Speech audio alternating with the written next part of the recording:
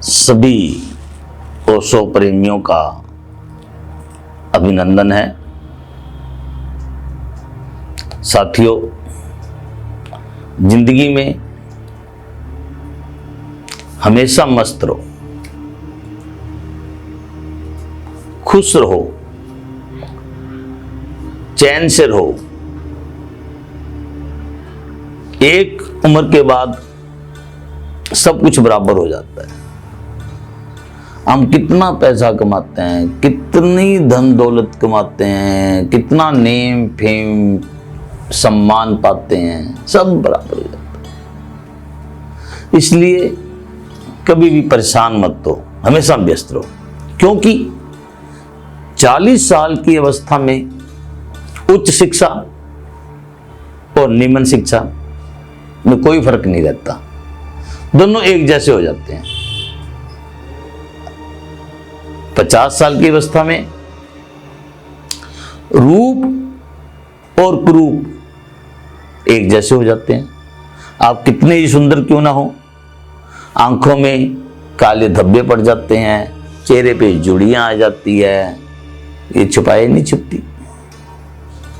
जब आप 60 साल की अवस्था में जाते हो तो उच्च पद और निम्न पद एक जैसा हो जाता है। चपरासी भी और अधिकारी भी दोनों सेवानिवृत्त हो जाते हैं।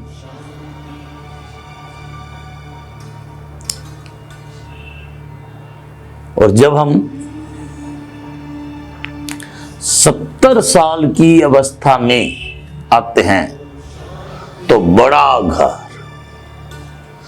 छोटा घर एक जैसा हो जाता है। घुटनों का दर्द, हड्डियों का गलना आपको बैठने पे मजबूर कर देता है। फिर आप छोटी जगह में बैठे हो चाहे बड़ी जगह में बैठे हो, गुजारा तो हो ही जाता है। और जब 80 साल की अवस्था में आते हो तो आपके पास धन का होना या ना होना एक जैसा हो जाता है। क्यों? आप अगर खर्च करना चाहो तो भी आपको नहीं पता कि कहां खर्च करना है। और जब 90 साल की अवस्था आ जाती है तो सोना भी और जागना भी एक जैसा हो जाता है। जागने के बावजूद भी आपको नहीं पता कि क्या करना है।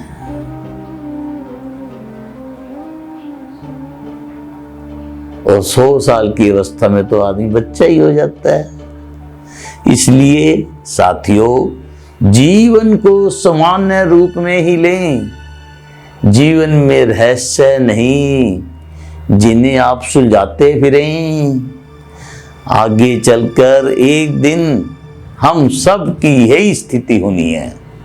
इसलिए चिंता, टेंशन छोड़कर मस्त रहें, स्वस्थ रहें। यही जीवन है और इसकी सच्चाई भी यही है।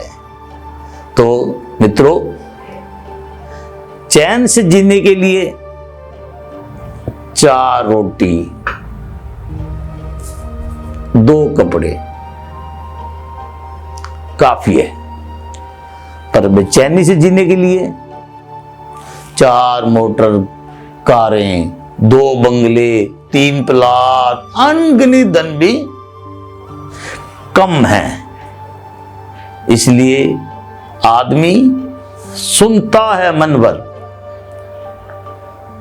सुनने के बाद प्रवचन देता है टन भर और खुद ग्रहण नहीं करता कन भर। मित्रों, इसलिए हमें अपने शरीर को स्वस्थ रखना है।